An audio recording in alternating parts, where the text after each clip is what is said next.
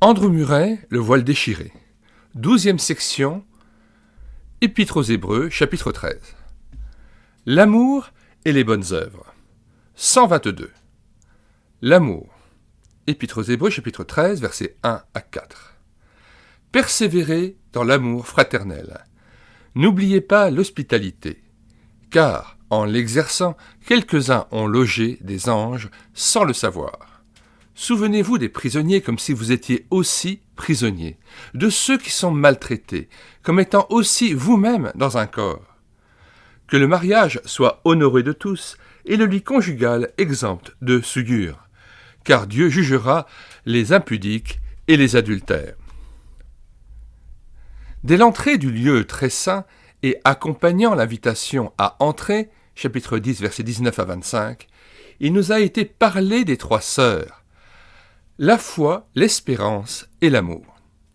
Le chapitre 11 nous a dépeint la vie de la foi, et le commencement du chapitre 12, versets 1 à 13, a parlé de l'espérance et de la persévérance.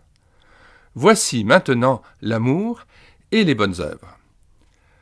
L'auteur commence par signaler 4 traits caractéristiques de la vie de l'amour.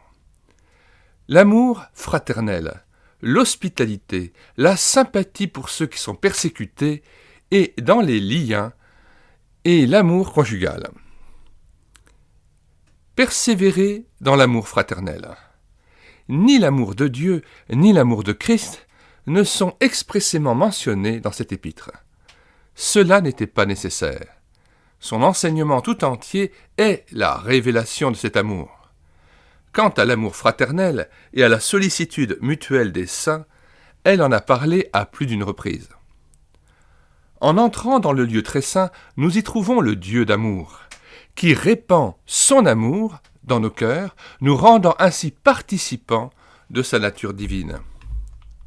Nous y trouvons aussi des frères, et nous ne pouvons mieux témoigner à Dieu notre amour et notre joyeuse reconnaissance qu'en les aimant. Là, il donne une famille à ceux qui étaient abandonnés. Nous ne saurions participer aux bénédictions du sanctuaire que si nous les partageons avec nos frères en Christ. La recommandation de notre texte nous rappelle combien l'amour peut aisément se refroidir et combien il peut malheureusement faire défaut dans l'Église.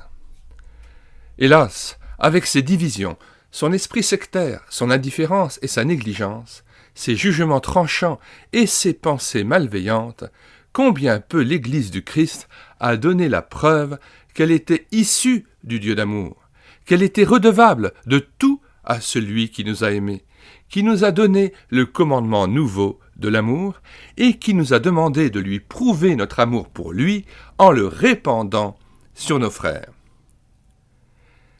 Si nous n'avons pas poursuivi en vain l'étude de cet épître, si nous avons vu ou goûté la solennité de la puissance de la rédemption éternelle qu'elle expose, livrons-nous à Dieu pour vivre une vie d'amour. Que tout enfant de Dieu, même s'il est faible, égaré ou peu aimable, soit de notre part l'objet d'un amour profond, l'amour même de Christ. Que cet amour se manifeste par l'humilité, la douceur et la bonté secourable que nous témoignerons à chacun. Dans le sanctuaire, toute la vie est imprégnée d'amour. Plus nous aimerons, plus les brumes se dissiperont et la sainte cité nous apparaîtra dans sa lumière resplendissante. La plus grande chose, c'est l'amour. Celui qui demeure dans l'amour demeure en Dieu, et Dieu demeure en lui. N'oubliez pas l'hospitalité, car, en l'exerçant, quelques-uns ont logé des anges sans le savoir. L'amour s'affirme par des actes, en disant « J'étais étranger, et vous m'avez recueilli ». Le Seigneur nous a enseigné la divine beauté de l'hospitalité qui s'exerce, non seulement envers des amis, mais envers quiconque appartient à Christ. Il n'est malheureusement que trop vrai que, grâce au progrès du luxe et du confort, on ne connaît presque plus cette simplicité qui aime à recevoir les enfants de Dieu. L'Écriture ne formule aucune règle à cet égard. Elle nous engage seulement à considérer la grande loi de l'amour. Nous qui, malgré toute notre indignité, avons été accueillis avec tant d'amour dans la maison de Dieu, ne fermons pas notre porte à l'étranger et aux nécessiteux. Le lieu très saint est la demeure de l'amour parfait. Que celui qui pénètre dans ce sanctuaire vive dans l'amour. Rappelons-nous que la portée de nos actes dépasse souvent toutes nos prévisions. Nous pouvons, sans le savoir, loger des anges, et même le Seigneur. Celui qui vous reçoit, me reçoit. Souvenez-vous des prisonniers comme si vous étiez aussi prisonniers. De ceux qui sont maltraités comme étant aussi vous-même dans un corps. Lorsqu'il s'agit de notre corps, nous savons fort bien que si un membre souffre, tous les autres membres souffrent avec lui. Notre texte nous enseigne combien est étroite et réelle l'union d'amour qui unit Jésus et son corps à tous ceux qui souffrent dans leur corps. La sympathie peut et doit être aussi prompte et aussi réelle dans le corps de Christ que dans notre propre corps. Nous devons être en communion de sentiments avec les prisonniers et les persécutés, comme si nous étions nous-mêmes dans la souffrance. Nous avons été admis à vivre dans le sanctuaire de l'amour divin. Nous y apprendrons à aimer comme nous avons été aimés. Que le mariage soit honoré de tous, et le lit conjugal exempt de souillure. Car Dieu jugera les impudiques et les adultères. Du cercle extérieur, nous voici amenés au cercle intime. Dans la pensée même de Dieu, le mariage est le type de l'amour de Christ pour son Église. Mais comme cette union sainte a été profanée et souillée. Cependant, le christianisme est venu retirer le mariage de la plus profonde dégradation et faire du foyer quelque chose de sacré et de grand. Seul l'amour de Dieu en Christ, peut garder le mariage pur et saint. Que votre vie soit donc une vie d'amour. Vu du dehors, les exigences de l'amour divin paraissent exagérées et irréalisables. Mais elles deviennent la joie de celui qui est entré dans le repos de Dieu, et c'est lui qui opère tout. Elles deviennent la nature même de celui qui a accepté Jésus avec une foi pleine et entière, comme son souverain sacrificateur tout-puissant qui le fait entrer dans la vie de Dieu. L'alliance dont Jésus est le médiateur a inscrit dans nos cœurs la loi unique de l'amour. Elle nous a donné un esprit d'amour. Le Saint-Esprit. 1.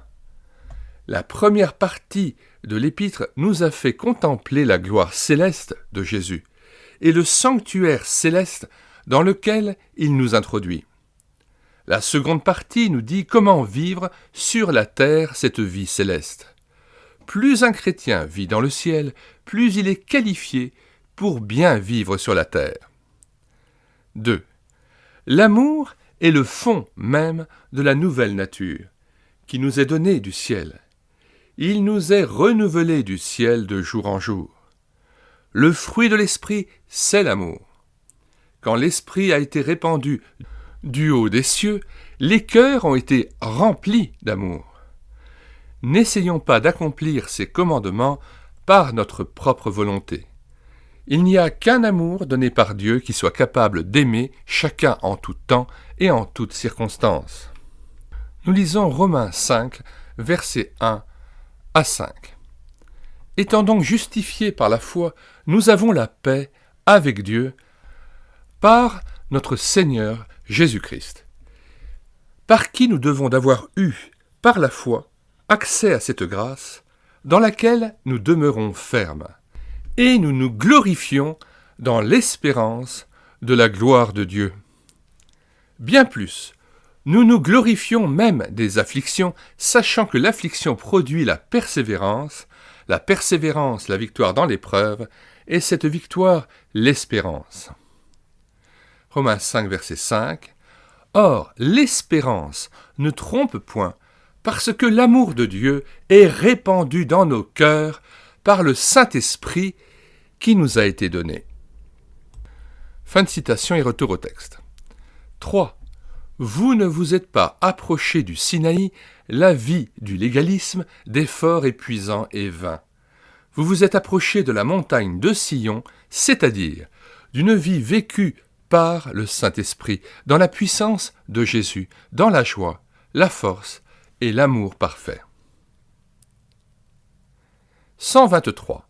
Les fausses et les vraies richesses. Épître aux Hébreux, chapitre 13, versets 5 à 6. Ne vous livrez pas à l'amour de l'argent. Contentez-vous de ce que vous avez, car Dieu lui-même a dit « Je ne te délaisserai point et je ne t'abandonnerai point ». C'est donc avec assurance que nous pouvons dire « Le Seigneur est mon aide, je ne craindrai rien. Que peut me faire un homme ?» Le premier devoir de quiconque s'est approché de Dieu en Christ concerne ses rapports avec ses semblables. Comment vivre une vie d'amour? Le second devoir concerne ses rapports avec le monde et ses biens. Le monde extérieur l'entoure de toutes parts. Le contact avec lui est de tous les moments. Le monde ne cesse de solliciter l'attention du croyant, son intérêt et ses affections.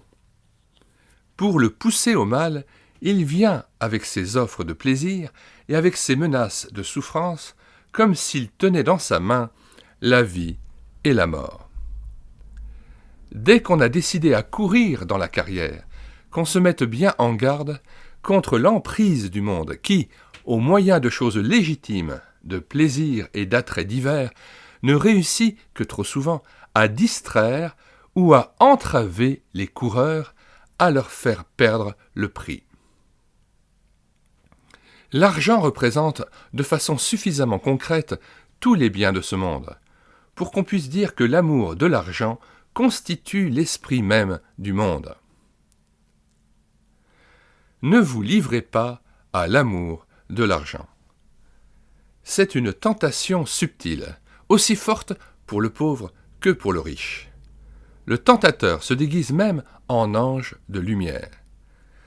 Dans l'argent lui-même, il n'y a pas de péché, nous dit-il. N'est-il pas un des dons bienfaisants de Dieu? L'argent acquis honnêtement n'est-il pas la preuve qu'on a été laborieux, économe, prévoyant? N'est-ce pas le sceau de la bénédiction divine sur notre travail et un moyen de faire beaucoup de bien? La pauvreté n'est-elle pas souvent la punition de la négligence, de la paresse et du vice? L'argent n'est-il pas un moyen pour hâter l'accomplissement du plan de Dieu, le monde entier soumis à l'homme? L'Écriture reconnaît et enseigne tout cela. Mais elle nous crie aussi « Gardez-vous avec soin de toute avarice ». L'amour de l'argent est la racine de tous les maux. Luc 12, verset 15. 1 Timothée 6, versets 9 à 10 et versets 17 à 18. Ce péché germe et se développe de façon si insidieuse et si perfide, si nombreux et si spécieux sont les arguments dans lesquels il se drape, comme s'ils étaient le vêtement de la vertu la plus sincère, que le chrétien, qui voit venir la prospérité, ne saurait être trop sur ses gardes. Ceux-là seuls échapperont à ces filets qui cherchent premièrement le royaume de Dieu, qui désirent ardemment ressembler le plus possible à leur maître, qui veulent apprendre de lui ce qu'ils doivent posséder et comment le posséder, et qui, non en parole, mais en fait, mettent tout à la disposition de Jésus. Contentez-vous de ce que vous avez. C'est là votre sécurité. Imprégnez-vous des leçons et de l'esprit du sermon sur la montagne. Amassez-vous des trésors dans les cieux. Soyez riches en bonnes œuvres, que votre cœur soit rempli des richesses impérissables, de l'amour de Dieu et de sa volonté, de la sainteté du Christ.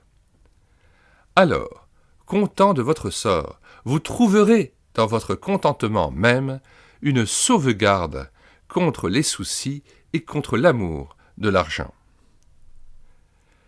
Car Dieu lui-même a dit « Je ne te délaisserai point et je ne t'abandonnerai point ». Oui, quand Dieu est la portion de notre âme, celle-ci se contente aisément de ce qu'elle possède sur la terre. Avoir conscience de la faveur de Dieu, jouir de son intimité, voilà qui élève l'âme, bien au-dessus de tout ce que le monde peut offrir. Pour pouvoir vivre une vie vraiment chrétienne, la vie de la foi, au milieu des devoirs et des besoins journaliers, il faut que la présence de Dieu soit devenue notre bien suprême, notre possession permanente. Il y a des rapports plus étroits que nous ne le pensons entre notre vie terrestre et notre vie céleste. Un intérêt trop vif, un attachement trop grand pour les choses d'ici-bas affaiblissent inévitablement le lien qui nous unit à Dieu. D'autre part, une véritable communion avec Dieu nous met d'emblée dans une attitude normale à l'égard des choses de la terre. Nourrissons donc notre foi de sa promesse. « Je ne te délaisserai point et je ne t'abandonnerai point ».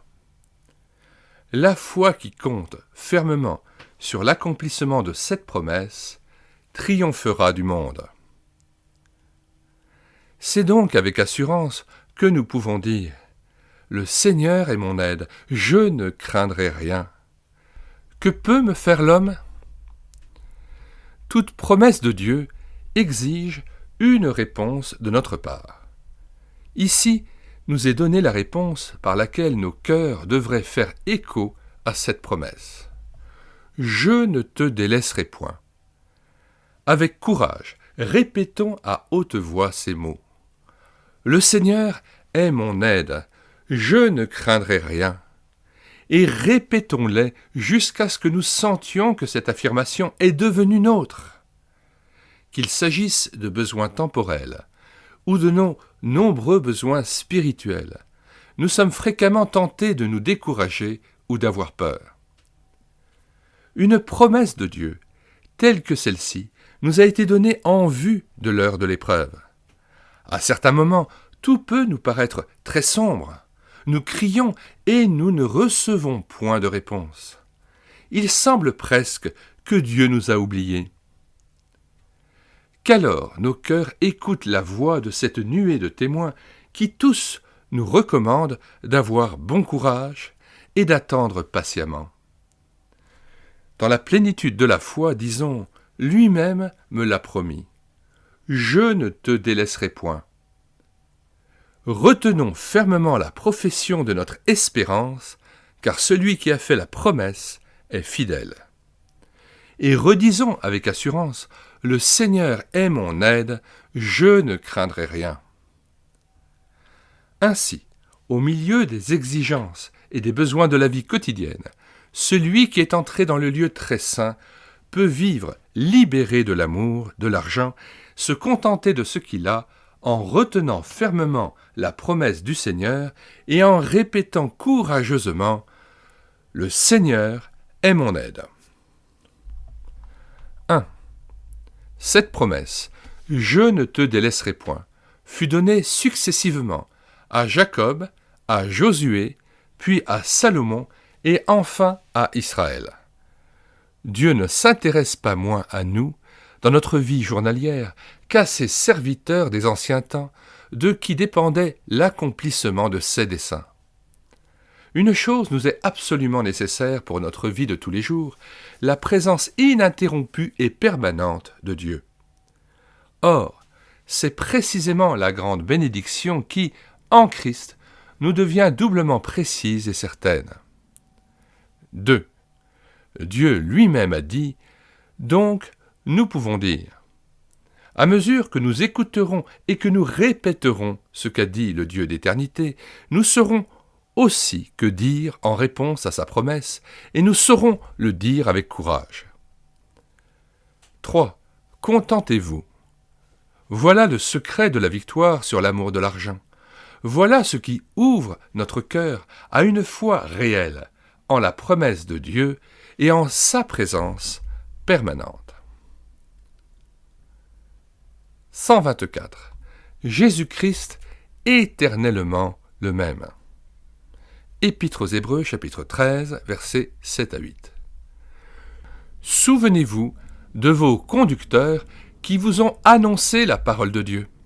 Considérez quelle a été la fin de leur vie et imitez leur foi.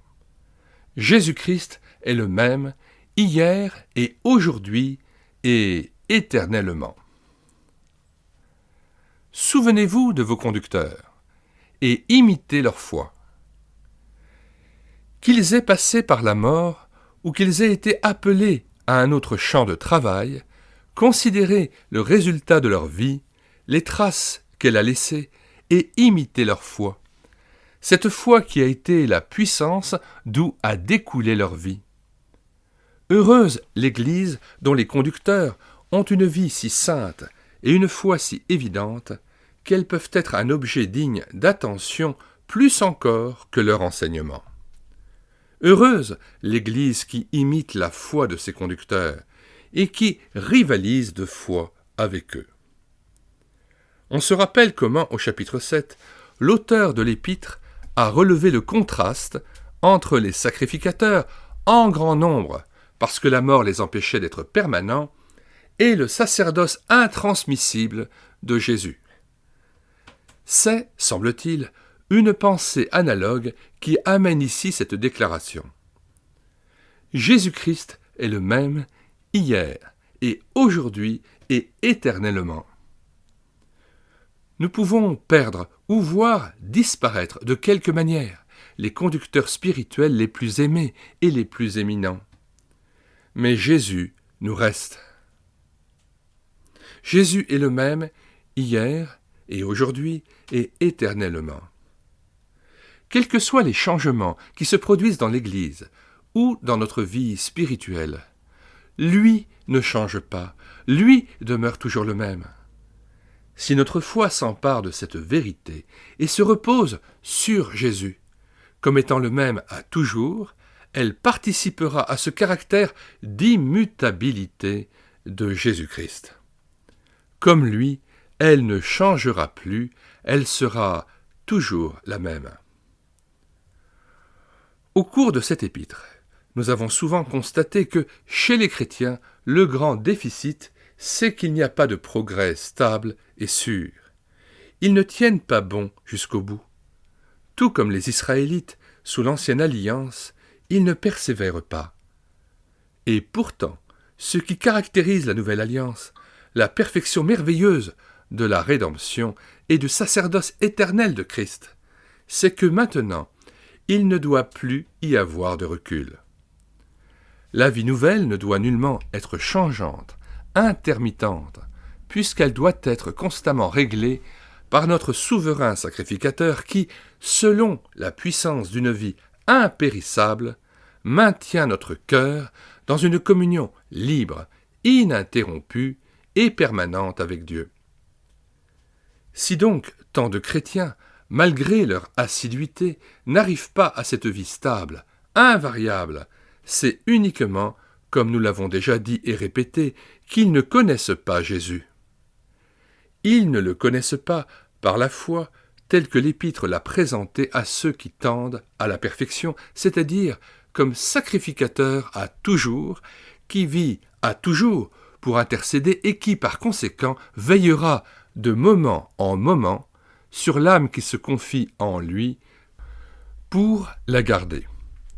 Ils ne savent pas que ce que Jésus a été pour eux à certaines heures ou certains jours, il veut l'être chaque jour et à chaque heure, parce que hier et aujourd'hui et éternellement, il est le même. Tout ce qu'il a été hier, dans ce grand hier de l'éternité, où il faisait les délices de son Père, apportant et dispensant la vie et l'amour du Père, il l'est aujourd'hui.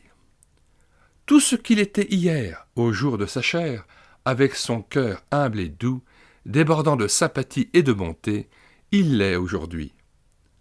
Tout ce qu'il a été lorsque, de son trône de gloire, il a envoyé son esprit, qu'il a opéré dans et pour son Église de grands miracles, qu'il s'est manifesté lui-même et a ainsi rempli d'une joie inexprimable les âmes qui se confiaient en lui, tout ce qu'il a été lorsqu'il est venu à vous et qu'il vous a béni, vous qui lisez ces lignes, tout cela, il l'est aujourd'hui.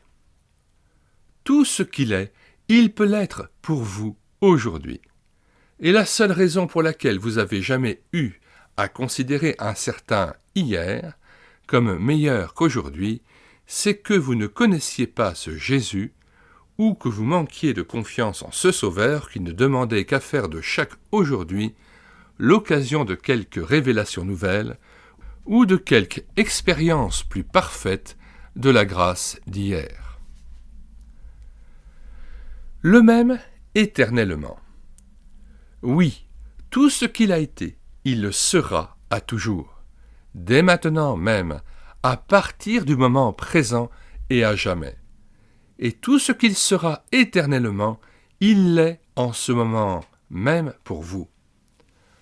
Pensez à lui tel qu'il sera dans la révélation la plus parfaite de sa gloire, dans cette intimité inconcevable qui, plus tard, vous unira à lui et à son amour. Et dites avec foi, tout ce qu'il sera alors, il l'est aujourd'hui. Quant à la manifestation extérieure, il peut y avoir changement et progrès. Mais en Jésus lui-même, point de changement. Tout ce qu'il peut être au cours de l'éternité, il l'est pour vous aujourd'hui. Tandis que tant de choses changent dans l'Église et dans les circonstances qui nous entourent, ou en nous-mêmes, dans notre cœur, quelle force et quelle joie que rien ne peut nous ravir dans cette seule parole, Jésus-Christ est le même, hier et aujourd'hui et éternellement. Aujourd'hui, selon ce que dit le Saint-Esprit, aujourd'hui. Oui, aujourd'hui, prenez pour votre vie ce Jésus toujours le même. Sa stabilité parfaite pénètre la foi qui s'en nourrit. Cette stabilité devient partie intégrante de l'âme qui s'attache à Jésus comme à celui qui ne change pas. Ne regardez pas à vous-même, à vos sentiments, au degré auquel vous êtes parvenu, mais à lui qui ne change pas. C'est par la foi que l'immuable habite dans nos cœurs, puissamment fortifié par le Saint-Esprit. Que votre foi, adorant celui qui est sur le trône et qui ne varie pas, se réjouisse aussi en celui qui est en vous, votre Sauveur, qui demeure à toujours, qui ne change pas. Il vous sera fait selon votre foi. Selon ce que dit le Saint-Esprit, aujourd'hui. 1. Jésus-Christ, éternellement le même. Il agit en nous, de moment en moment, avec la même puissance qu'il a déployée lorsqu'il a donné son sang, lorsqu'il est ressuscité et qu'il est entré au ciel. Si nous n'en faisons pas l'expérience, c'est tout simplement à cause de notre incrédulité.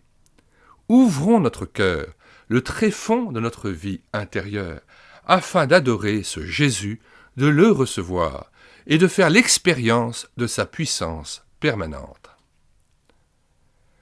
2. Jésus-Christ, toujours le même. Ma vie, donc, ne saurait varier non plus, puisque Christ est ma vie. 3.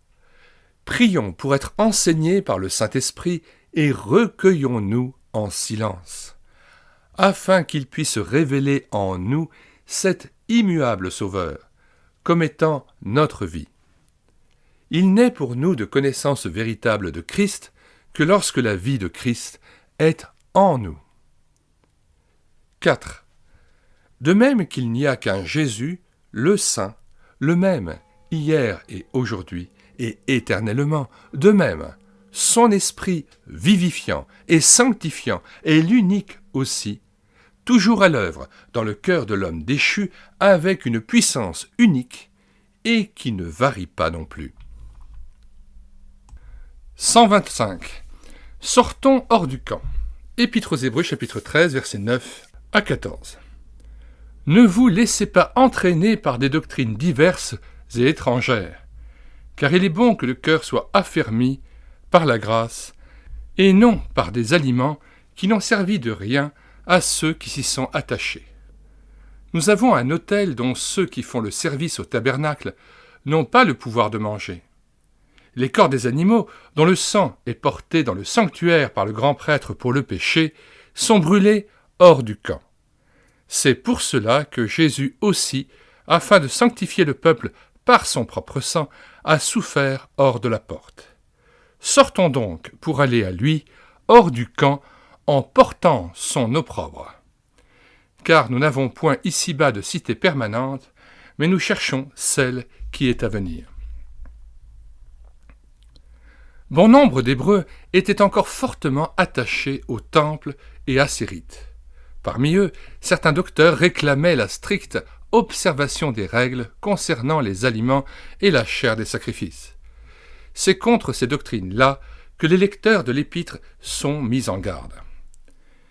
Car il est bon que le cœur soit affermi par la grâce et non par des aliments. Ce ne sont pas des observances extérieures qui peuvent entretenir la vie intérieure.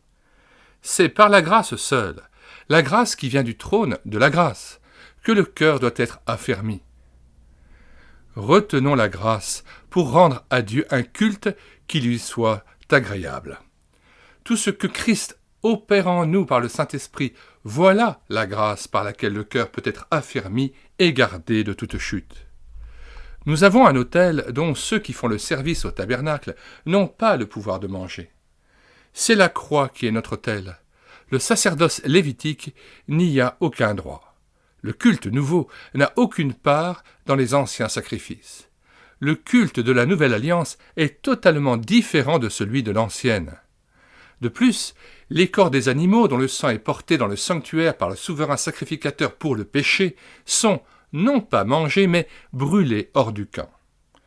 Ce n'est pas une question d'aliments. Ce qui importe, c'est de comprendre à quoi correspond le fait de brûler les victimes hors du camp. Le sacrifice pour le péché, si vous en saisissez bien la portée, vous conduira à vous séparer du monde et à être rejeté par lui. C'est pour cela que Jésus aussi, afin de sanctifier le peuple par son propre sang, a souffert hors de la porte. Il a été chassé de la ville, comme ayant été réellement fait péché pour nous. Sortons donc pour aller à lui hors du camp en portant son opprobre. Nous appartenons maintenant à Jésus, et nous ne craignons pas d'être rejetés par ceux qui l'ont rejeté. Car nous n'avons point ici-bas de cité permanente, mais nous cherchons celle qui est à venir. Hors du camp. Cette expression 3 fois répétée nous donne la pensée principale.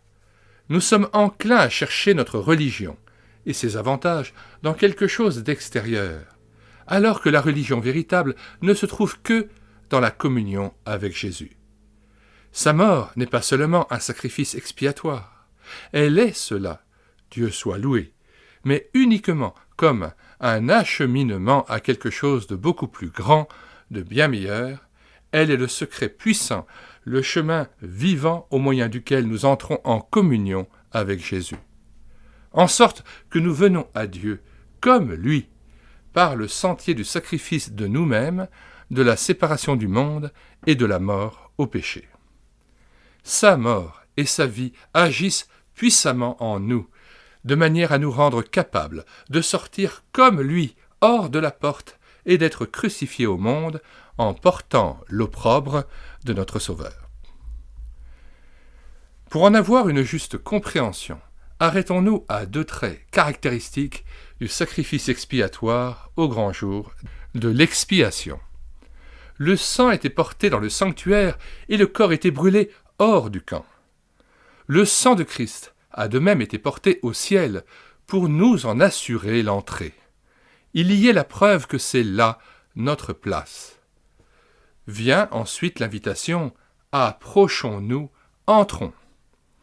Mais le corps de Christ a été porté hors du camp, preuve que c'est aussi là notre place. Christ a été accueilli au ciel et nous en lui. Nous sommes du ciel. Le monde l'a chassé hors du camp, et nous avec lui. Nous n'avons plus rien à y faire. Au ciel, nous partageons sa gloire. Sur la terre, son opprobre. Sortons donc pour aller à lui hors du camp en portant son opprobre. Le camp ne désigne pas Rome et son paganisme, mais Jérusalem avec sa religion et ses révélations divines. C'est là que Jésus a été rejeté par les Juifs pour avoir condamné leur justice propre et leur formalisme. Ce n'est pas du monde irréligieux que nous sommes appelés à sortir, c'est du monde religieux, c'est-à-dire de tout ce qui n'est pas en harmonie avec la croix et l'esprit de renoncement. Sortons, non pas de telle église pour nous joindre à telle autre, où se retrouvera finalement aussi l'esprit du « camp » entre guillemets. Non, sortons pour aller à lui, pour avoir avec lui une communion plus étroite, pour être rendus plus entièrement conformes à lui qui a porté sa croix, à son esprit doux, patient et plein d'amour. Sortons, sans faire porter notre opprobre à ceux que nous quittons, mais portons son opprobre à lui. Sortons. Au chapitre 10, nous lisions « Approchons-nous, entrons ». Ici, il nous est dit « Sortons ». Ces deux impératifs forment ensemble la double conclusion de l'épître, tout ce qu'exige la vie chrétienne. Par la puissance de la rédemption, le racheté est appelé à vivre à la fois au-delà du voile pour adorer et hors du camp pour rendre témoignage. Plus il pénétrera profondément dans l'esprit du sanctuaire, plus il possédera l'esprit d'un témoin. Plus il pénétrera profondément au-delà du voile, plus il se sentira étranger à l'esprit du camp, comme à l'esprit de parti. Et plus il sortira résolument pour aller à Jésus en portant son opprobre, plus il lui sera facile dans sa communion d'entrer dans sa gloire. C'est à la fois au-delà du voile et hors du camp qu'on fait l'expérience de cette ferme assurance dont l'Épître nous a si souvent parlé. L'assurance auprès de Dieu pour revendiquer notre droit, posséder Christ, à être un avec lui. L'assurance auprès du monde pour rendre témoignage à Christ comme étant un avec lui. Sortons donc pour aller à lui. 1. La séparation d'avec le monde, la mise à part pour Dieu. Telles sont les deux faces, négatives et positives, de la vie chrétienne. Leur union est inséparable. Elle est une source de bénédiction. Si nous mourrons avec lui, nous vivrons aussi avec lui. Lisons ce passage dans 2 Timothée 2 versets 8 à 13. Souviens-toi de Jésus-Christ, issu de la postérité de David, ressuscité des morts, selon mon évangile, pour lequel je souffre jusqu'à être lié comme un malfaiteur. Mais la parole de Dieu n'est pas liée. C'est pourquoi je supporte tout à cause des élus, afin qu'eux aussi obtiennent le salut qui est en Jésus-Christ, avec la gloire éternelle. Cette parole est certaine. Si nous sommes morts avec lui, nous vivrons aussi avec lui. Si nous persévérons, nous régnerons aussi avec lui. Si nous le renions, lui aussi nous reniera. Si nous sommes infidèles, il demeure fidèle, car il ne peut se renier lui-même. Et la suite, au versets 14 et 15, rappelle ces choses en conjurant devant Dieu qu'on évite les disputes de mots qui ne servent qu'à la ruine de ceux qui écoutent. Efforce-toi de te présenter devant Dieu comme un homme éprouvé, un ouvrier qui n'a point à rougir, qui dispense droitement la parole de la vérité. Fin de citation, retour au texte. 2. Il n'y a peut-être de nos jours pas de besoin plus urgent que celui-ci. Que Dieu ouvre les yeux de son peuple, afin qu'il voie que le monde soi-disant chrétien est exactement le même que celui qui a rejeté Christ. Nous devons observer à son égard la même attitude que Christ. 3.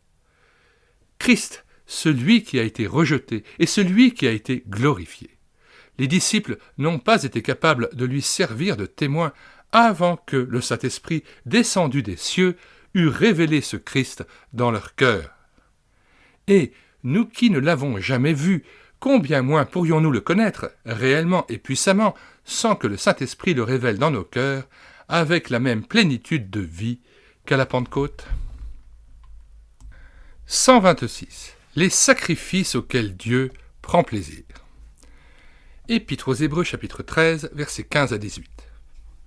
Par lui, offrons sans cesse à Dieu un sacrifice de louange, c'est-à-dire le fruit de lèvres qui confesse son nom.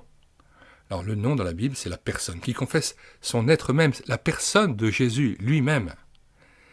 Et n'oubliez pas la bienfaisance et la libéralité, car c'est à de tels sacrifices que Dieu prend plaisir. Obéissez à vos conducteurs et ayez pour eux de la déférence, c'est-à-dire du respect, de l'honneur, car ils veillent sur vos âmes comme devant en rendre compte. Qu'il en soit ainsi, afin qu'ils le fassent avec joie et non en gémissant, ce qui ne vous serait d'aucun avantage. Priez pour nous, car nous croyons avoir une bonne conscience, voulant en toutes choses nous bien conduire. C'est avec instance que je vous demande de le faire, afin que je vous sois rendu plus tôt. Les Hébreux, nous l'avons vu, étaient tentés d'en revenir aux anciens sacrifices, afin de fortifier leur vie religieuse. Il a donc fallu leur rappeler qu'on ne mangeait pas une parcelle du sacrifice pour le péché, type de Christ. On le brûlait hors du camp. C'est sur une autre voie qu'il faut rechercher la communion avec Christ. Par son sang, il nous sanctifie et nous introduit dans le sanctuaire. Par son exemple et par sa vie, il nous fait sortir du camp. Voilà comment nous sommes en communion véritable avec le sacrifice de Christ. Et maintenant, voici à quel sacrifice nous pouvons encore nous associer.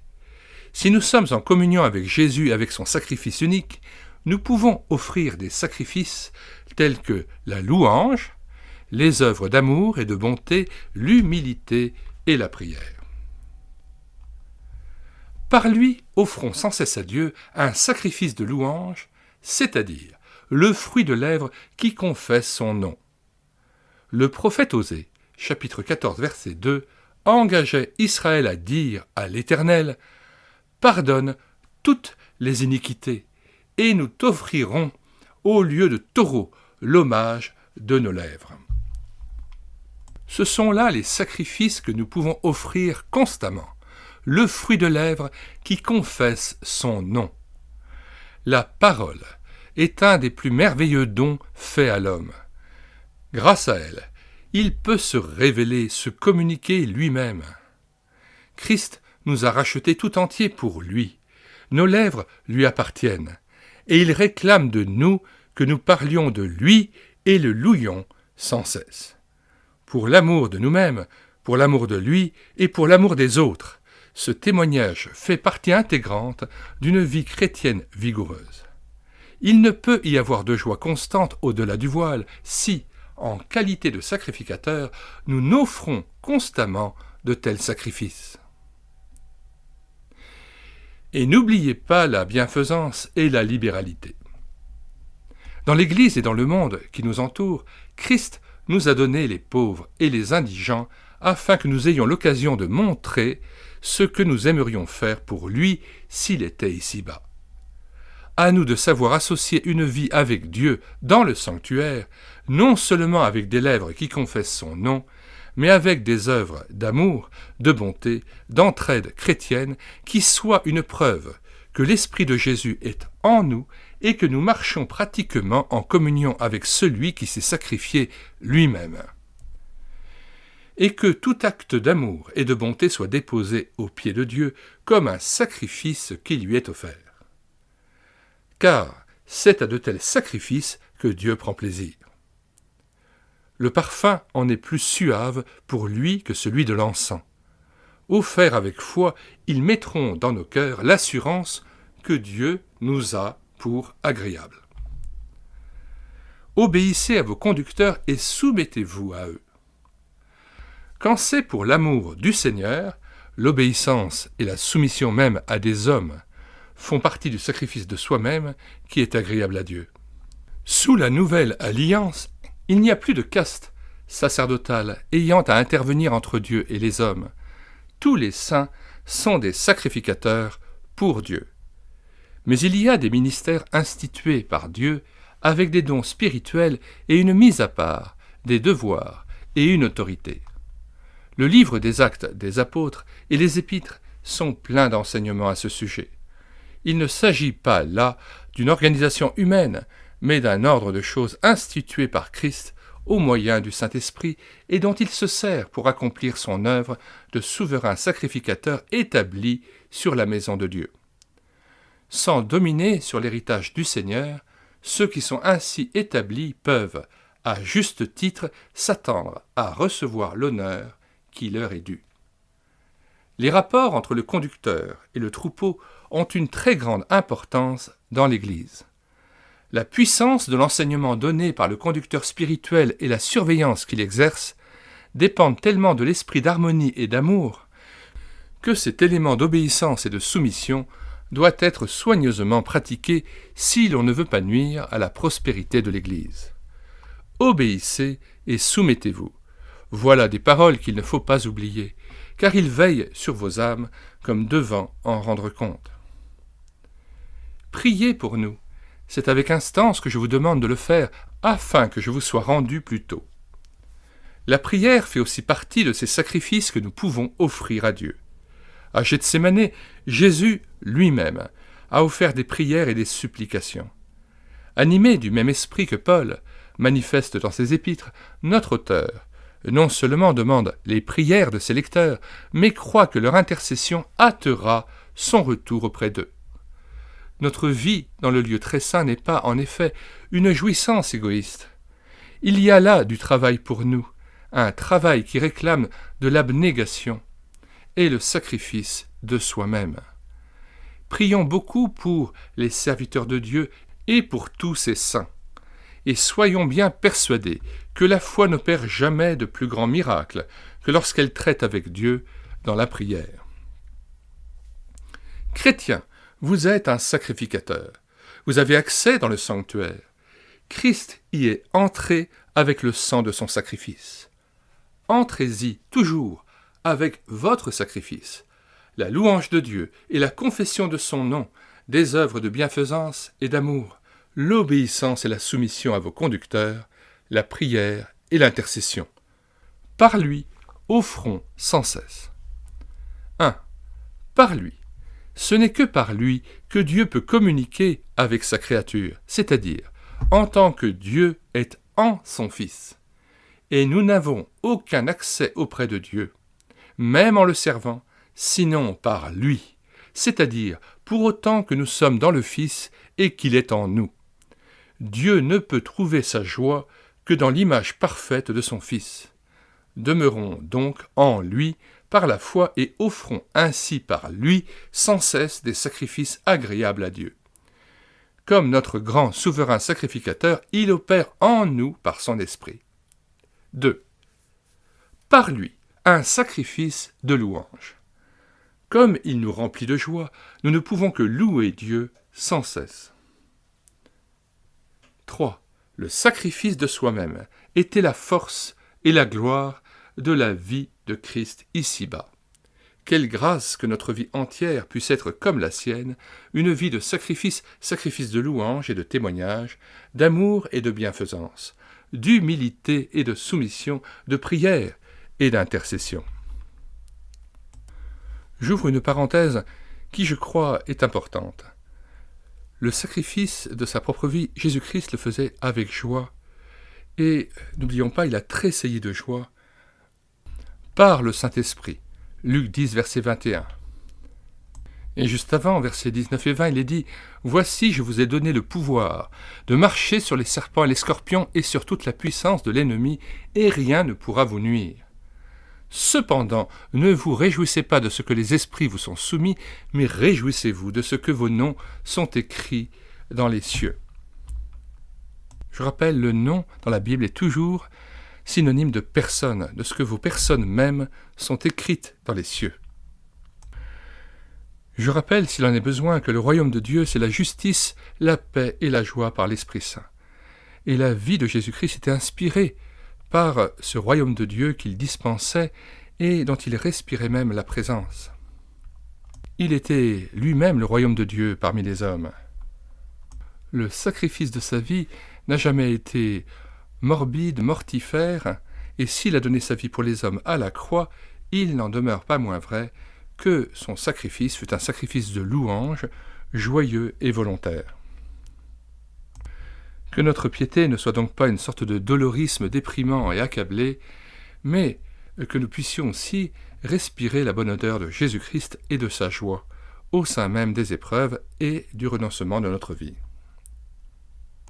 Nous lisons aussi le passage de Philippiens 3, versets 8 à 11. « Et même je regarde toute chose comme une perte à cause de l'excellence de la connaissance de Jésus-Christ mon Seigneur, pour lequel j'ai renoncé à tout, et je les regarde comme de la boue, afin de gagner Christ, et d'être trouvé en lui, non avec ma justice, celle qui vient de la loi, mais avec celle qui s'obtient par la foi en Christ, la justice qui vient de Dieu par la foi, afin de connaître Christ et la puissance de sa résurrection et la communion de ses souffrances, en devenant conforme à lui dans sa mort, pour parvenir, si je puis, à la résurrection d'entre les morts. » Le pasteur Marc Boegner, dans un ouvrage remarquable intitulé « Le chrétien et la souffrance », que nous prendrons en charge en audiobook prochainement, commente ce passage de l'épître aux Philippiens de manière absolument remarquable. Il dit à la page 96 « Remarquez, je vous prie, que l'apôtre mentionne la puissance de la résurrection avant la communion aux souffrances.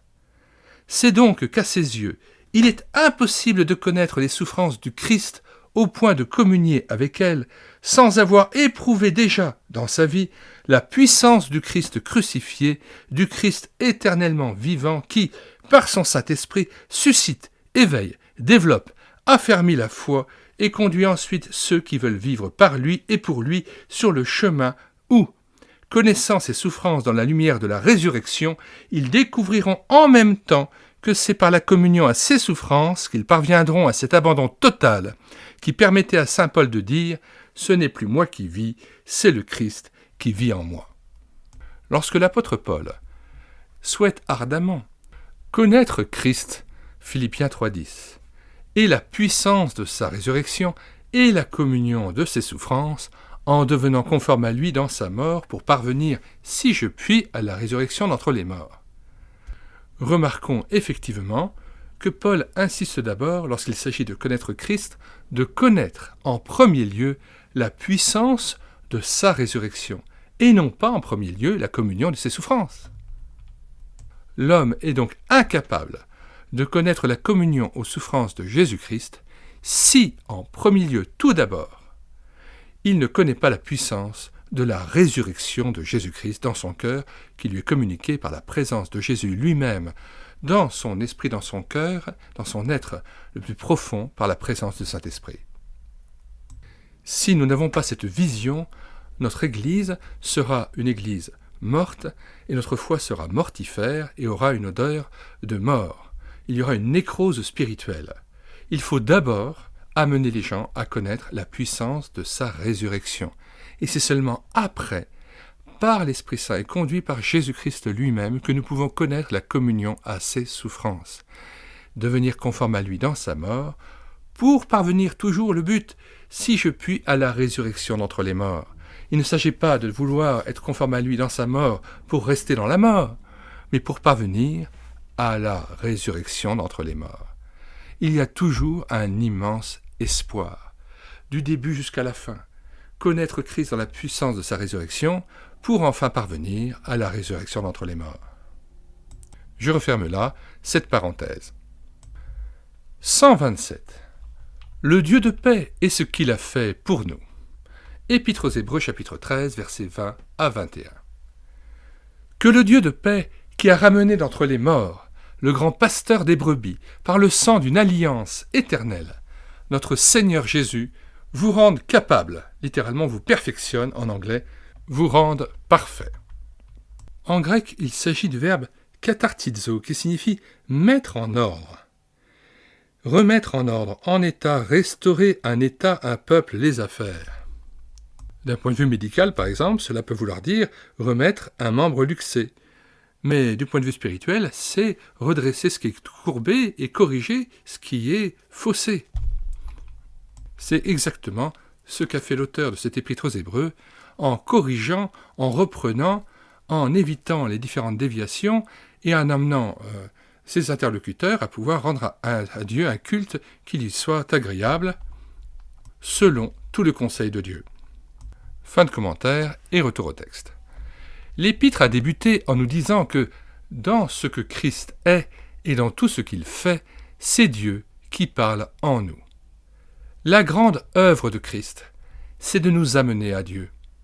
Il est mort, il est ressuscité, il est monté au ciel et il s'est assis à la droite de la majesté divine en vue d'une seule chose, nous introduire auprès de Dieu pour que nous vivions en sa présence.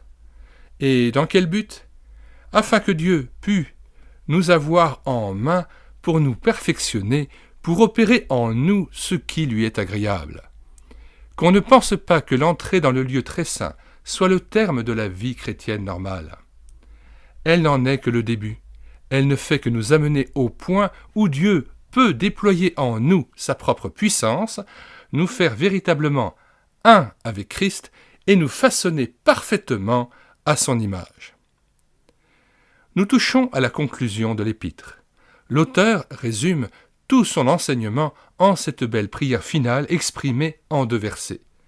En remettant ses lecteurs à Dieu, ô Dieu de paix, il rappelle tout ce qu'il a dit de l'œuvre de Dieu, tout ce que Dieu a fait pour nous, afin de nous amener à lui. Puis vient la requête accompagnée de la promesse quant à tout ce que nous pouvons compter que Dieu fera en nous pour rendre notre vie digne de lui. Ce que Dieu a fait pour nous est un gage de ce qu'il fera en nous. Après nous avoir révélé Dieu en Christ, l'épître nous renvoie dans la vie avec l'assurance que l'œuvre que Dieu se propose d'accomplir en nous par Christ, au moyen de son esprit, sera aussi merveilleuse, aussi puissante, aussi parfaite que celle qu'il a accomplie en Christ pour nous. Que celui d'entre nous qui a prêté l'oreille à l'appel « Approchons-nous » se rappelle qu'il a été amené à Dieu afin que Dieu puisse maintenant révéler Christ en lui et perfectionner chacun de nous pour faire sa volonté aussi complètement qu'il a perfectionné Christ lui-même. Plus nous considérerons ce que Dieu a fait en Christ comme étant le gage de ce qu'il fera en nous, plus nous compterons avec une foi confiante qu'il agira glorieusement en nous. Et plus intenses seront notre désir et notre attente quant à cette œuvre merveilleuse que Dieu doit encore accomplir en nous, plus notre cœur s'attachera avec adoration à Dieu lui-même, comme étant notre espérance et notre joie.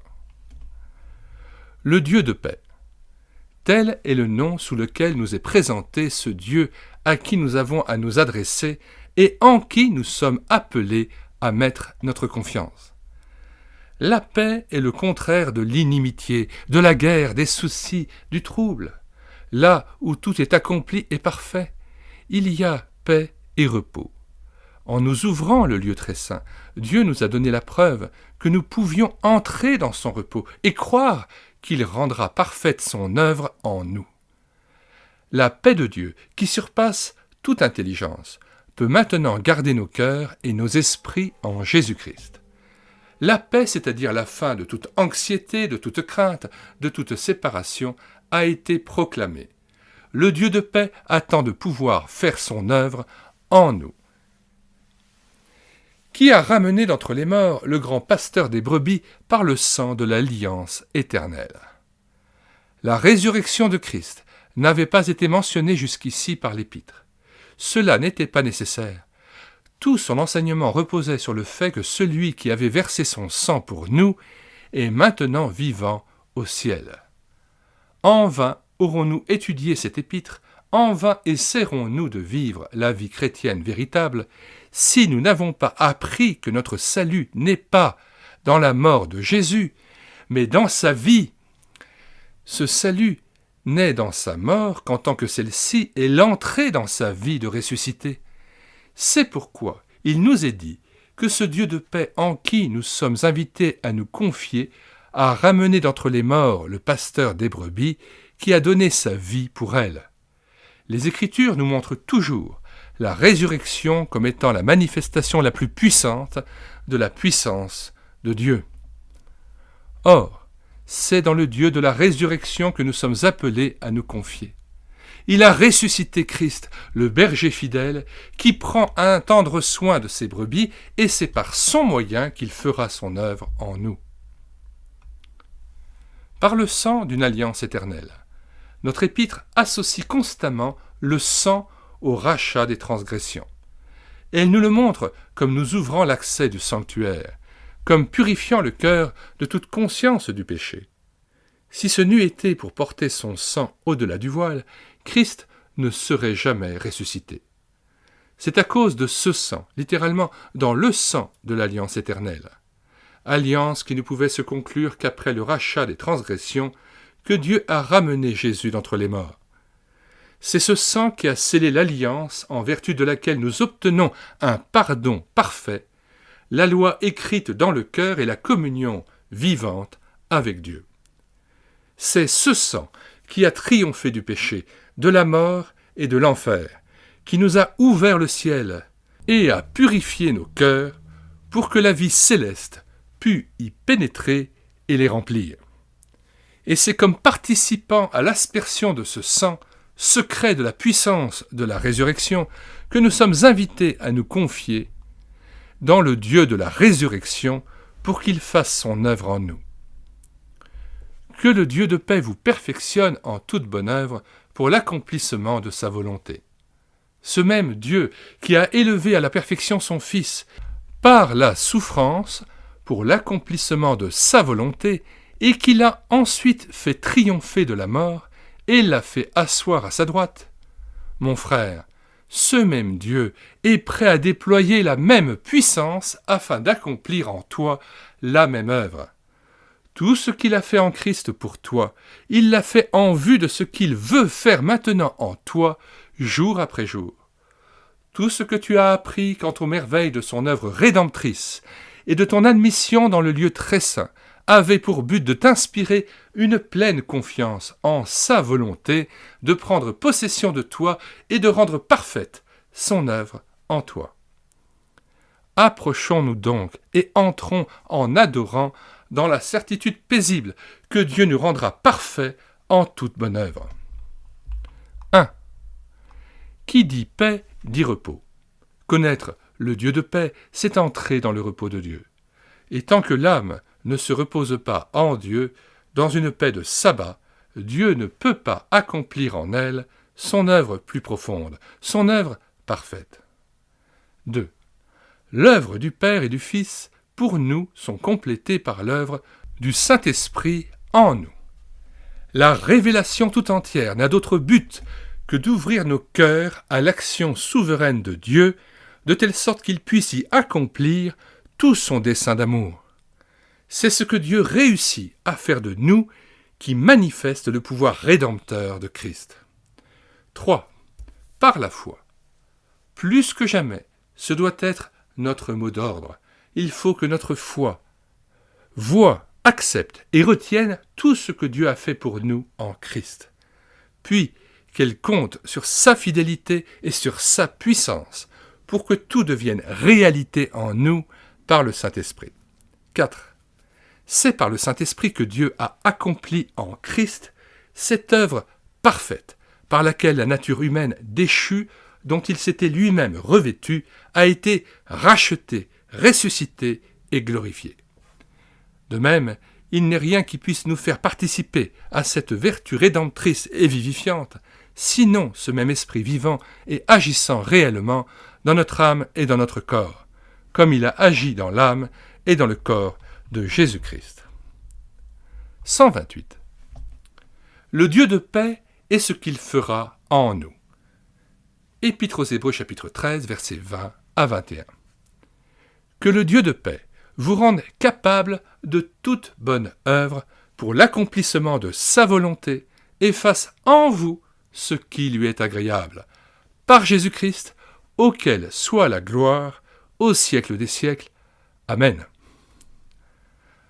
Nous venons de voir ce qui relie les deux parties de cette admirable prière. Tout ce que Dieu a fait en Christ, dans son œuvre rédemptrice, il l'a fait en vue de ce qu'il désire faire dans notre cœur. Tout ce qu'il nous révèle de cette rédemption a pour but de nous pousser à nous abandonner à lui avec confiance, afin qu'il l'accomplisse en nous avec la même puissance par laquelle la rédemption céleste fut accomplie pour nous. Répétons ce passage. Tout ce que Dieu a fait en Christ dans son œuvre rédemptrice, il l'a fait en vue de ce qu'il désire faire dans notre cœur.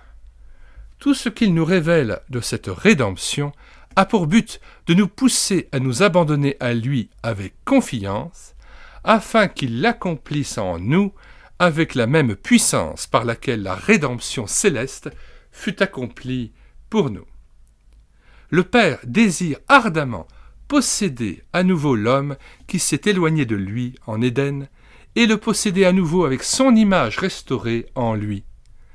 Tout ce que Christ a fait sur la terre et dans le ciel, le fait même qu'il s'est assis à la droite de Dieu, ne peut satisfaire le cœur de Dieu, à moins qu'il ne voie son royaume établi dans notre cœur. C'est là que se montre vraiment la puissance et la gloire du Fils. Que le Dieu de paix vous perfectionne en toute bonne œuvre, pour l'accomplissement de sa volonté. C'est donc là le but de tout ce que Dieu a fait. Si le Fils a dû devenir notre Rédempteur, si le Père a accompli ces miracles inouïs de l'incarnation, de l'expiation, de la résurrection et de l'ascension, et si le Saint-Esprit a été répandu du haut du ciel, c'est uniquement pour nous amener à faire la volonté de Dieu. Les rapports entre Dieu et ses créatures dépendent tous de cette seule condition sans laquelle il ne saurait y avoir de communion avec lui. C'est pour cela que Jésus est devenu un homme. « Voici je viens, ô Dieu, pour faire ta volonté. » C'est ainsi qu'il nous a rachetés. Médiateur de la nouvelle alliance, il met sa loi dans notre cœur, afin que nous puissions faire la volonté de Dieu sur la terre comme elle est faite au ciel. C'est en vue de ce seul but qu'il vit au ciel, en sorte que l'unique preuve de la réussite de son œuvre, c'est l'accomplissement par nous de la volonté de Dieu. Faute de quoi, toute son œuvre et la nôtre sont vaines. Que le Dieu de paix vous perfectionne en toute bonne œuvre pour l'accomplissement de sa volonté. Notre capacité ne peut provenir que de Dieu. De même qu'il a élevé Christ à la perfection et a accompli en lui la rédemption, de même il faut qu'il nous rende parfaits pour faire sa volonté. Aussi certainement qu'il a agi en Christ, il agira en nous. Le mot perfectionner tel qu'il est employé ici signifie mettre en place ou mettre en état, réajuster, équiper, rendre un objet parfaitement approprié à sa destination. Cette prière, que Dieu vous perfectionne en toute bonne œuvre, donne à entendre non seulement que c'est à Dieu de nous revêtir d'une certaine capacité générale dont nous aurions à tirer parti, mais qu'il faut que ce soit lui qui nous perfectionne en chacune des bonnes œuvres que nous avons à faire. Ce n'est qu'ainsi que nous accomplirons sa volonté. Cette prière nous convie à nous placer dans une dépendance absolue du Père, celle dont parlait Jésus quand il disait « Le Fils ne peut rien faire de lui-même ». Elle vise à nous amener à une impuissance et à une humilité qui nous oblige à nous soumettre à Dieu et à compter sur lui de moment en moment afin qu'il réalise en nous, jusque dans les moindres détails, le grand salut qu'il a dans son ensemble opéré en Christ.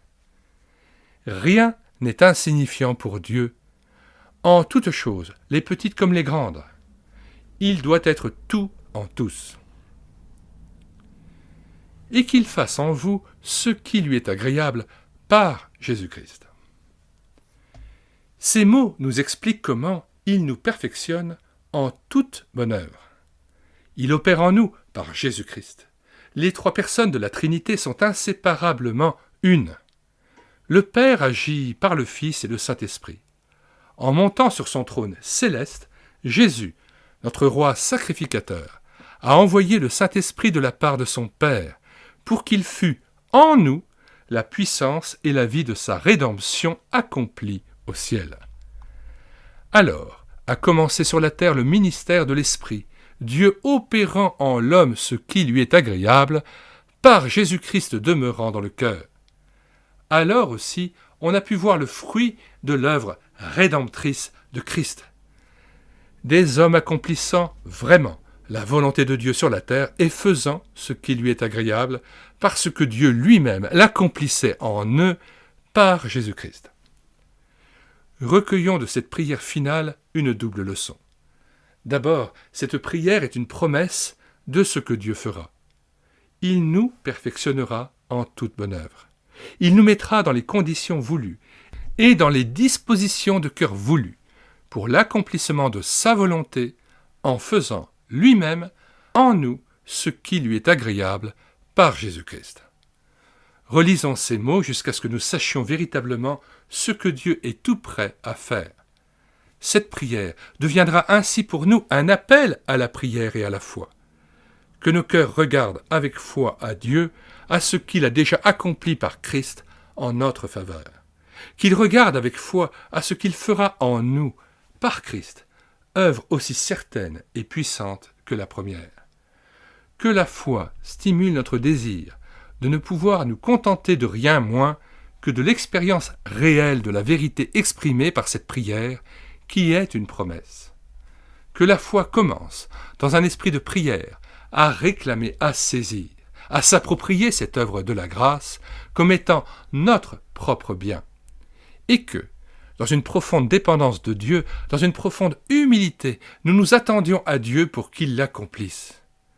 Que l'enseignement donné aux Hébreux aboutisse pour nous à un acte de consécration et d'adoration. Ô Dieu de paix, me voici, tu le feras. 1. Faisant silence en nous. Tourne les regards en haut pour admirer et pour adorer. Puis rentre en toi-même en faisant silence et en prenant le temps de te soumettre en toute humilité à l'action de l'Esprit. Considère ton cœur comme étant bien réellement la sphère d'action du Dieu vivant. 2. Prie, prie, prie. C'est d'en haut que doit venir le pouvoir rédempteur, la grande bénédiction proclamée par cet épître. Et il ne manque pas de venir dans un cœur ouvert qui se tourne vers Dieu et a soif de lui. 3. Vous perfectionne, vous forme parfaitement à l'obéissance, afin que vous accomplissiez humblement, avec foi et dans sa dépendance, ce qu'il accomplit en vous. C'est souvent une compréhension défectueuse ou une difficulté quelconque qui vous arrête. Dieu peut alors vous remettre en un instant dans l'attitude intérieure et dans les sentiments voulus. 4. Une route n'a de valeur que selon le but auquel elle conduit. L'Évangile n'est qu'un chemin, l'unique chemin, pour nous amener à ceci. Dieu s'établissant dans notre cœur pour y faire ce qui lui est agréable, afin que nous accomplissions sa volonté. 129. Gloire à Dieu. Épître aux Hébreux, chapitre 13, verset 21. Et qu'il fasse en vous ce qui lui est agréable par Jésus-Christ, auquel soit la gloire au siècle des siècles. Amen. Auquel soit la gloire au siècle des siècles. Il n'est pas étonnant que le cœur de l'auteur éclate en transport d'adoration au moment où il vient de résumer toute la gloire de ce que Dieu a fait en Christ et de ce qu'il est prêt à faire en nous. Il a appelé sur ses lecteurs la bénédiction du Dieu qui s'est révélé en son Fils et qui désire ardemment se révéler lui-même en nous pour que notre délivrance soit complète. L'âme tout entière de l'auteur se prosterne alors, remplie d'admiration, de joie, d'adoration. en contemplant ce Dieu qui, après avoir ressuscité Jésus d'entre les morts, s'approche pour faire, en nous aussi, son œuvre magnifique, il ne peut faire autrement que de s'écrier « À lui soit la gloire au siècle des siècles ».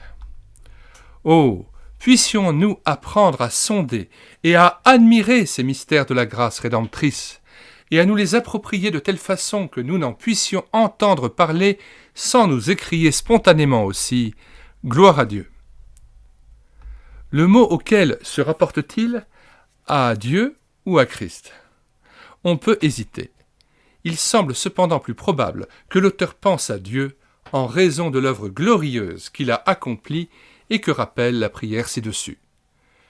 Mais cette question ne peut nous arrêter. Dans les Écritures, le Fils et le Père ont droit aux mêmes honneurs. Voir 2 Timothée 4, verset 18, 2 Pierre 3, verset 18, Apocalypse 1, 6. Le trône est aussi bien celui de l'agneau que celui de Dieu. C'est par l'intermédiaire du Fils que toute gloire va au Père. Le Fils y participe. Et toute gloire donnée au Fils est transmise par lui au Père. C'est toujours à la louange de Dieu en Christ que nous disons « à lui la gloire ». Sans cette note de louange, il aurait manqué quelque chose à cette épître. Dans le temple de Dieu, la chose principale, c'est la louange en l'honneur de celui qui y demeure. L'épître nous a révélé le chemin du lieu très saint.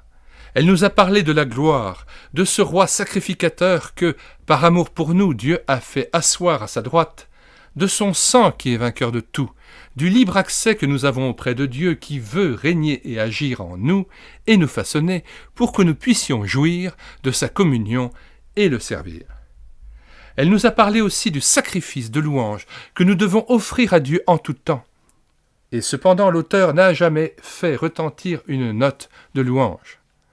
Mais ici, enfin, en nous invitant à regarder en arrière, à tout ce que Dieu a fait pour nous, et à regarder en avant, à tout ce qu'il fera en nous, il fait entendre son cantique d'adoration « À lui soit la gloire au siècle des siècles ».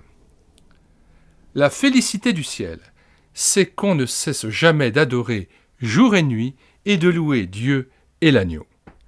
Si nous nous sommes vraiment approchés de la montagne de Sion, et si nous sommes entrés en la présence même de Dieu, vivons, marchons sans cesse dans un esprit d'adoration. Celui qui n'a pas appris à donner sa gloire à Dieu, celui chez qui la louange ne jaillit pas spontanément du cœur, ne connaît pas encore vraiment Dieu comme son Dieu. Il n'a pas encore goûté la joie d'un salut complet. Si nous voulons apprendre le secret d'une vie qui donne gloire à Dieu sur la terre comme au ciel, nous devons chercher ce secret dans la foi et dans l'expérience dont parle la prière à laquelle appartient cette doxologie.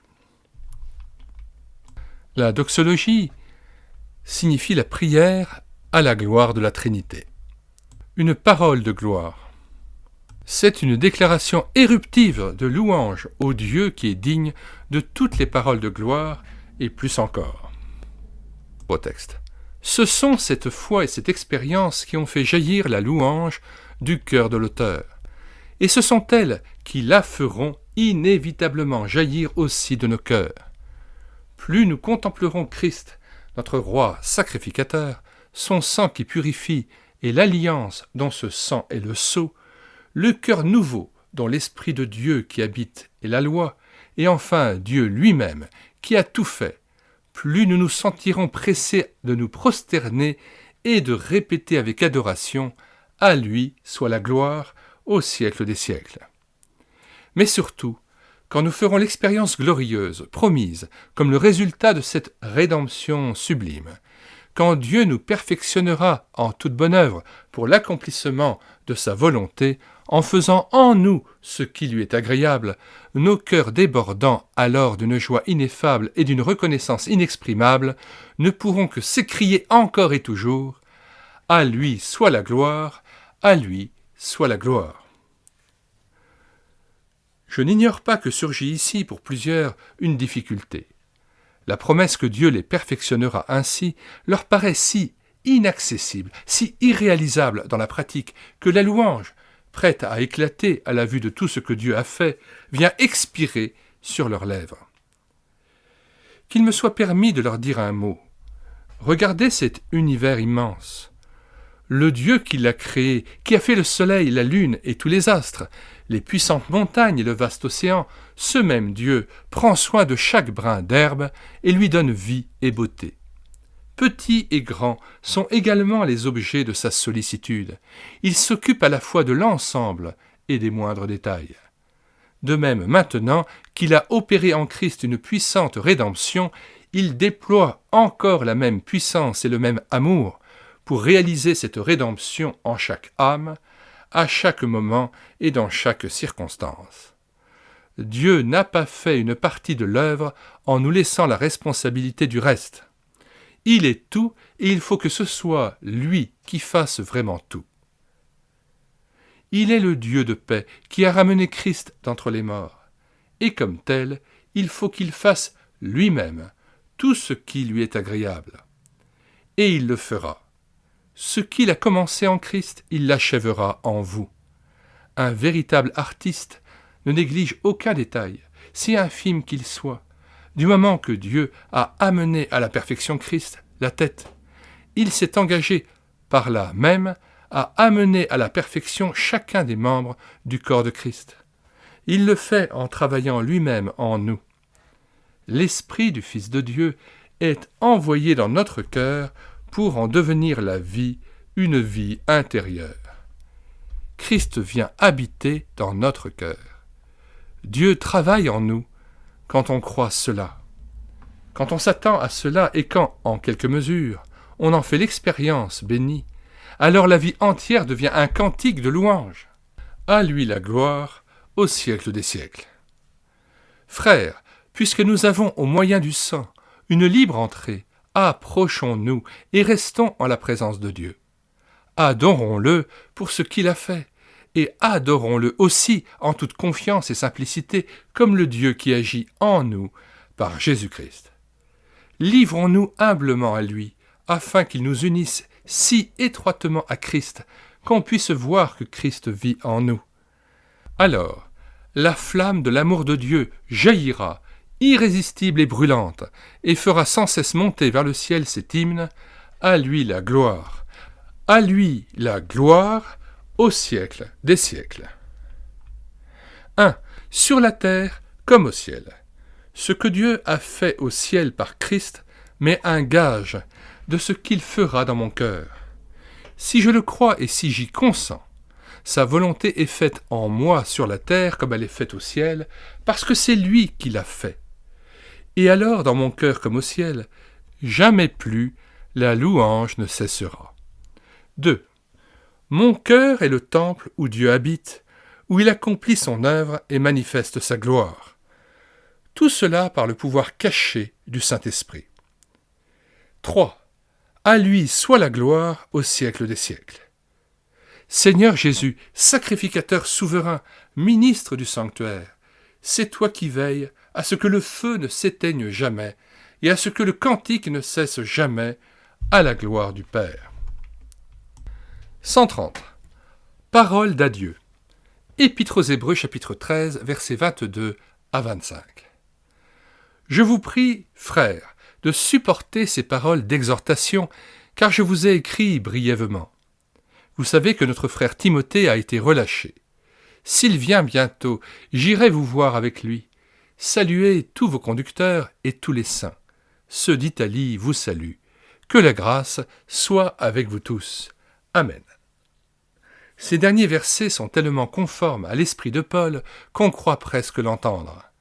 La mention de Timothée, de son élargissement et de l'espoir qu'a l'auteur de pouvoir l'accompagner, les salutations aux conducteurs de l'Église et à tous les saints, celles des saints d'Italie et la bénédiction finale, tout rappelle les épîtres de Paul. Je vous prie, littéralement je vous exhorte, frères, de supporter ces paroles d'exhortation. Avant de se séparer de ses lecteurs, l'auteur ajoute une parole d'exhortation, et cela pour les engager à se soumettre à l'exhortation qu'il leur a adressée. Le mot qu'il emploie signifie à la fois réprimande, avertissement, comme dans Épître aux Hébreux chapitre 12 verset 5 et encouragement, comme dans le chapitre 6 verset 18. Dans son ensemble, l'Épître combine admirablement les deux sens de ce mot. Dans ses 5 avertissements, comme dans les exhortations, elle a un ton de réprimande fidèle qui doit convaincre de péché, éveiller le sentiment du danger et pousser à la repentance. Mais en même temps, l'auteur cherche par tous les moyens à stimuler la foi et l'espérance et à développer la constance et la fermeté, par les profonds encouragements qui se trouvent dans ce que Dieu dit et dans la puissance de Christ. Ce message final s'adresse aussi à nous. Supporter, accepter ces paroles d'exhortation. L'exhortation est bien le trait caractéristique de l'Épître. Elle se présente à nous comme un appel extrêmement pratique et personnel à nous donner sans réserve au Fils de Dieu venu du ciel et à vivre de cette vie céleste qu'il offre de produire en nous. Résumons ces principales pensées dans 4 expressions qui se rencontrent souvent dans l'Épître. Prenez garde. Le ton de l'Épître est celui d'un avertissement solennel, nous mettant en garde contre la négligence, le relâchement, la désobéissance, la duplicité, l'incrédulité et l'apostasie. Consentons à ce que l'Épître nous dévoile le péché et ses dangers. Prenons garde.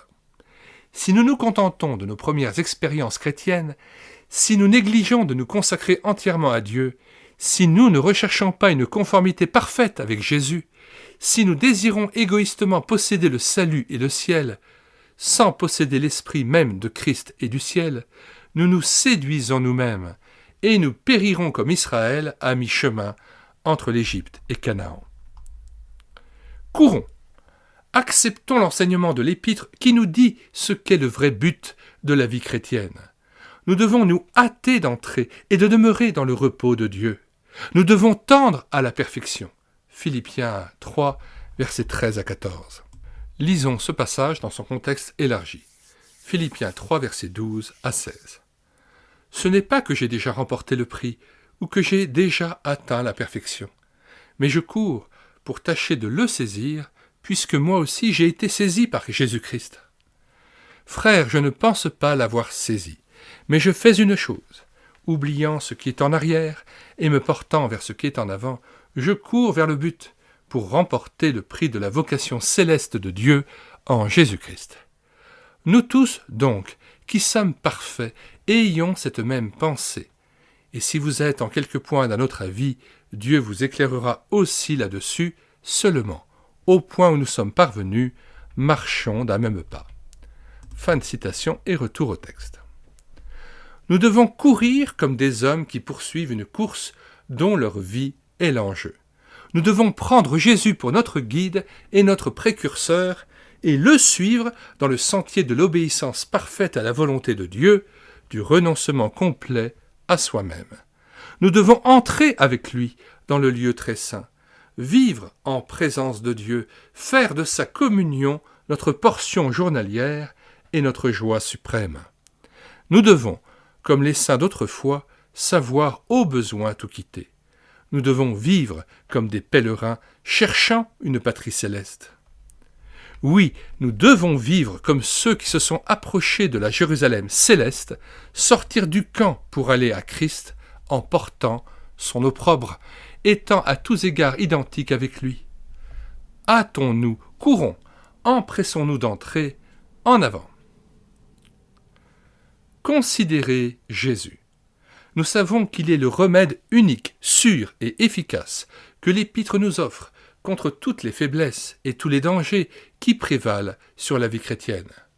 Il nous a été dit « Vous ne connaissez pas Jésus comme il faut le connaître.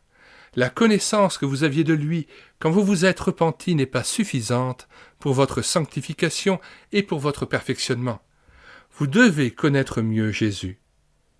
Considérez Jésus. Considérez-le comme Dieu, comme Fils de l'homme. Considérez sa sympathie, son obéissance, ses souffrances, son sang, sa gloire souveraine.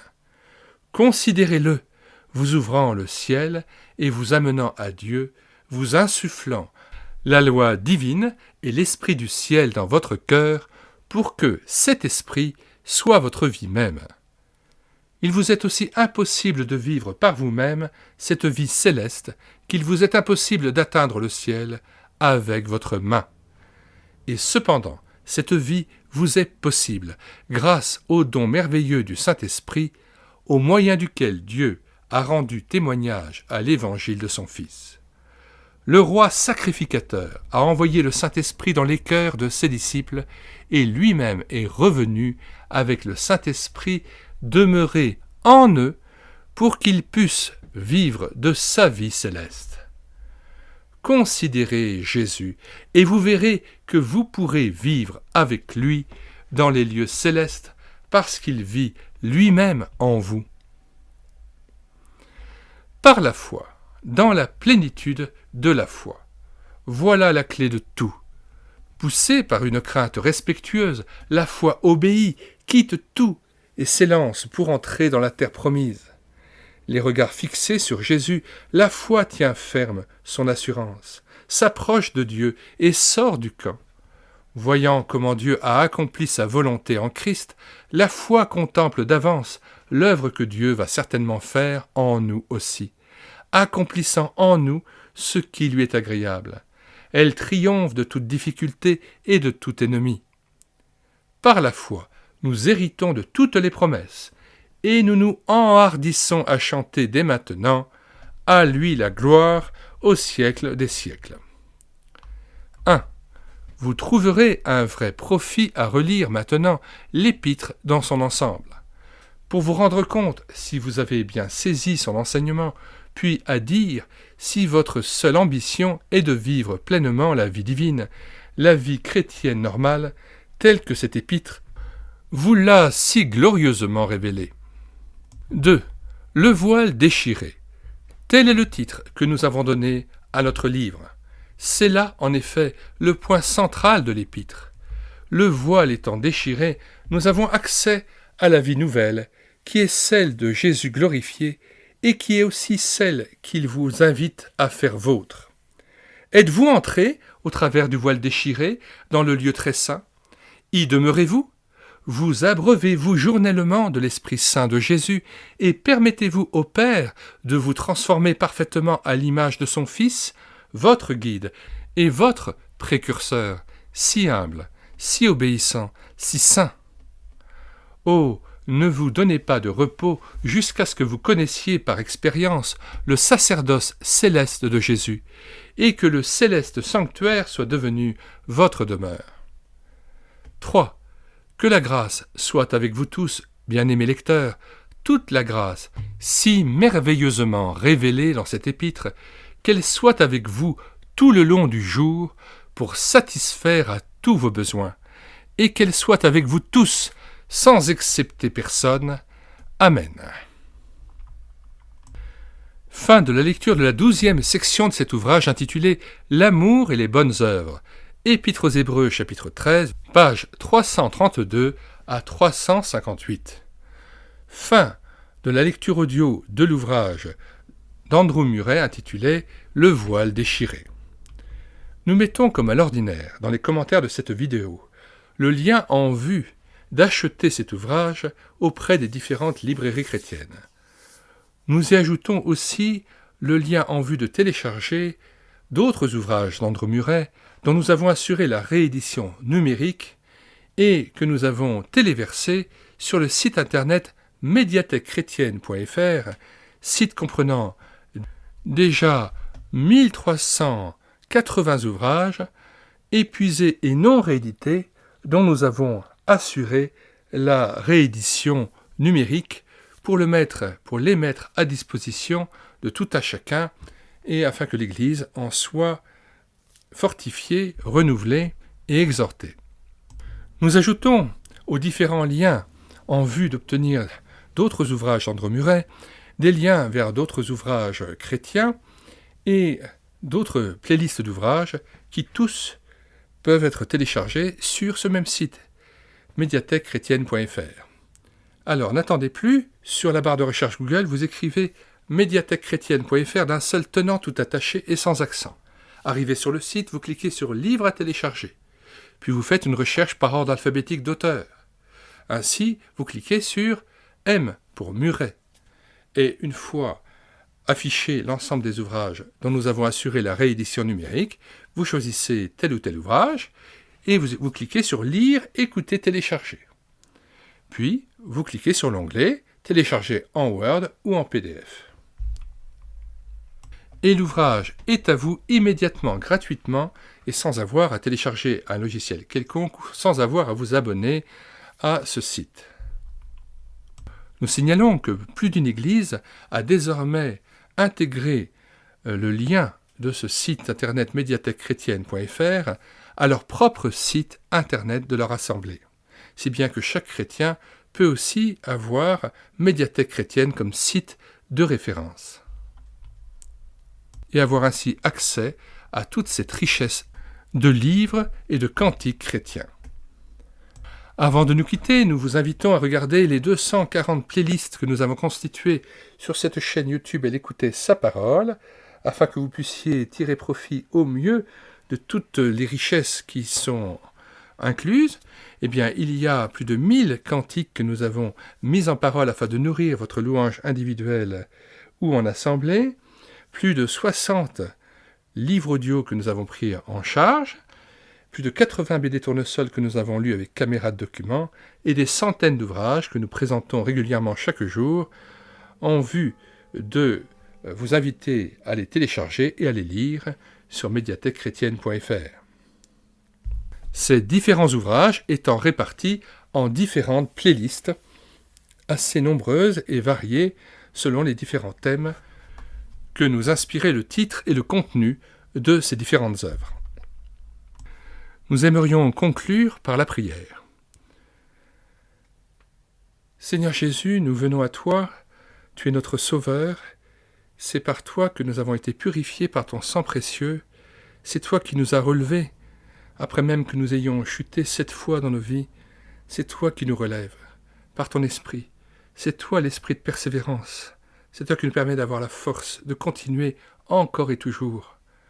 Tu nous accordes cette persévérance finale, nous fixons nos regards vers toi, afin de pouvoir être rendus semblables à toi dans ta résurrection, afin que nous puissions connaître la puissance de ta résurrection, et ensuite la communion de tes souffrances en devenant conforme à toi dans ta mort, pour parvenir, si nous le pouvons, à la résurrection d'entre les morts. Père céleste, toi qui as ressuscité Jésus-Christ, ressuscite-nous d'entre les morts. Renouvelle-nous par ton Esprit Saint, réveille notre esprit afin que nous puissions être dans l'attente du jour bienheureux où nous verrons Jésus-Christ et où nous serons transformés à son image. Nous te louons, Père céleste, de ce que le voile du temple a été déchiré le jour de la crucifixion. Nous rentrons au travers de ce voile dans le lieu très saint en ta présence. Nous pouvons avoir cette confiance que nous avons le droit d'être en ta présence, dans la communion parfaite avec toi, couvert par le sang de Jésus.